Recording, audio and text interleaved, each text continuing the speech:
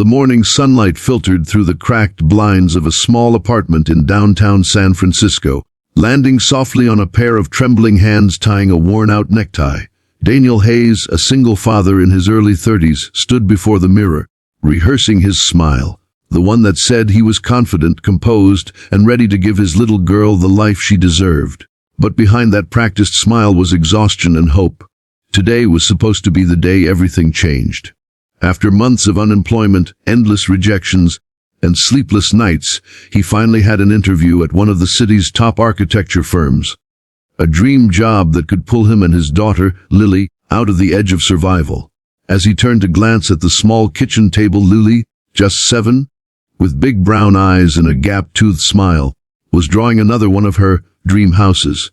Every crayon stroke screamed innocence and belief in her dad. "I made this for your office, Daddy," she said proudly, holding up her sketch. A house on a hill with sunshine and flowers. Daniel knelt, taking it from her with a lump in his throat. "Then I better get that job, huh?" he said, smiling through the weight pressing on his chest. Before he left, Lily hugged him tight. "You always say heroes help people, Daddy. You're my hero."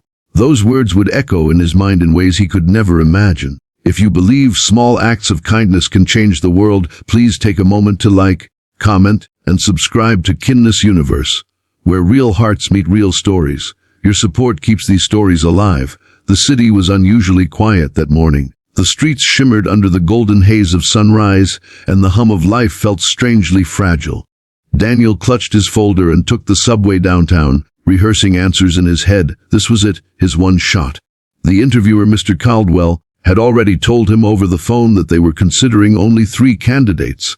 And for Daniel, missing this interview wasn't an option. Rent was overdue, the fridge was nearly empty, and he had promised Lily pizza night if he got the job. As he exited the subway and crossed Market Street, everything changed in an instant. A rumble echoed through the ground, faint at first, then violently shaking the pavement. Alarms blared, glass shattered, screams erupted from every direction as the earth convulsed beneath him. Cars skidded, buildings groaned, and the air filled with dust and panic. Daniel dropped his folder, his heart hammering. "Earthquake!" someone screamed. Daniel stumbled, shielding his head as a lamppost crashed just feet away. He sprinted toward open space, adrenaline driving him. But then, over the chaos, he heard it. A scream, a woman's voice, desperate and terrified. "Help! Please! Somebody help me!" He turned and saw her, a woman trapped in the wreckage of a collapsed cafe. Concrete slabs had fallen over her legs, and smoke poured from broken gas lines nearby. People ran past, afraid the building might collapse completely. Daniel froze. His phone buzzed in his pocket, a reminder for his interview. He looked toward the direction of the office building, just 3 blocks away. Then back at the woman, bloodied and crying, reaching for help no one was offering. Lily's words echoed in his mind. "You always say heroes help people, Daddy. You're my hero." He didn't think. He ran. Chunks of debris littered the street as Daniel crawled toward the woman. "It's okay! I've got you!" he shouted, trying to lift one of the slabs. It was too heavy. He glanced around, coughing through dust and smoke. The smell of burning wires filled the air. A car alarm blared nearby. Her name, he would later learn, was Emily Carter, a 29-year-old photojournalist. But right now, she was just another terrified soul caught between life and death. "Please," she gasped, tears mixing with the dust on her face. "I can't move my legs." Daniel pressed his shoulder under the slab, using every ounce of strength he had. It didn't budge. He looked at the nearby cafe counter and spotted a metal pole. Gritting his teeth, he used it as leverage. "Come on," he yelled through the strain. His muscles screamed. The slab shifted just enough for her to pull free. He grabbed her arm and dragged her out, both of them collapsing on the sidewalk as another tremor rippled through the ground. The cafe finally gave way behind them, crashing down in a storm of debris. Daniel shielded her with his body. For a long second, there was nothing but noise and shaking, then silence. When the dust settled, she looked at him, dazed and trembling. You saved me." Daniel could only nod, his hands shaking, adrenaline still surging. His watch read 10:45 a.m. His interview had started 15 minutes ago. Hours later, the aftershocks continued as emergency teams poured into the streets. Daniel helped others where he could, comforting an old man whose store had collapsed, guiding a child to the medics, fetching water from a ruptured pipe. Every second, his mind told him he had just thrown away his future. But another voice, deeper, quieter, told him he had done what was right. When he finally got back home, covered in dust and exhaustion, Lily ran to him crying, "Daddy, the news said there was a big earthquake. I was so scared." He hugged her tightly, burying his face in her hair. "It's okay, baby. I'm okay." That night, as she slept on his lap, he looked at his phone. No missed calls, no emails. The interview was gone. He sighed, his heart sinking. He'd done the right thing, but at what cost? The next morning, Daniel woke to a knock on his door. He opened it to find a woman standing there, clean now, but with the same eyes filled with recognition and emotion. It was Emily.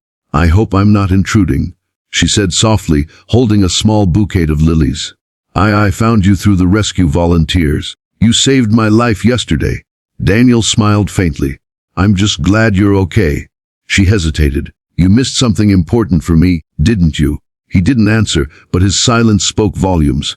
Emily nodded slowly, guilt flickering in her eyes. "Then let me fix that." She pulled out a card from her purse and handed it to him. "I wasn't just a journalist," she said. "I'm also working with Caldwell and Pierce Architects. We were covering a feature on their new project yesterday. The man you were supposed to meet, he's my uncle." Daniel's heart stopped. "What?" "I told him everything," Emily said, smiling through tears. "How a total stranger risked his life to save mine when the world was falling apart.